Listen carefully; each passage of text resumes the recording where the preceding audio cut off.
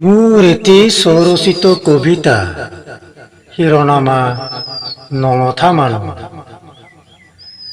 তাহানিৰ আদিম নমথা মানুহবোৰেই সভ্যতাৰ শতশতিকা জখলা বগাই পালোহি একবিংশ শতিকা।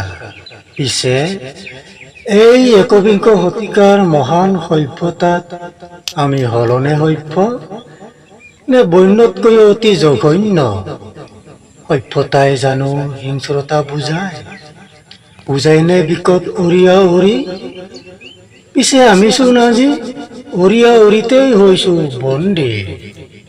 এতিয়া প্ৰতিনিয়ত হিংসা, হত্যা, ধৰ্ষণ, লুণ্ঠন, অপহৰণ, নিত্য কৰ্ম, সতেজ খবৰ, ভাতৃঘাতী মানুহৰ নিস্বাৰ্থ আৰু সমতাৰ বলি হৈছে মানৱতা।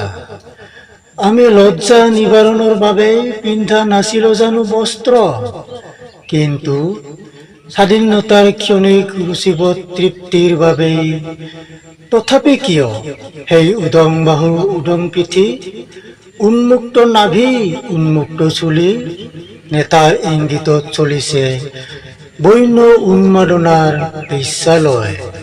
পুৰুষ মহিলাৰ চিনাকি পথ আজি থাকিছে মহাভ্ৰান্তিৰ কলীয়া মেঘে।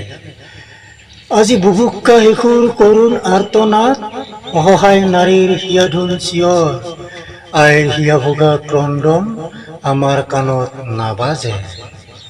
ৰাগীত মাতাল হৈ জাতি ধৰ্মৰ নামত বিভ্ৰাট ঘটাই প্ৰতি দিগ্বিজয়ৰ মহামেলাত আকৌ নাচিলো উল্লাসৰ সেই আদিম উলংগ নাচ।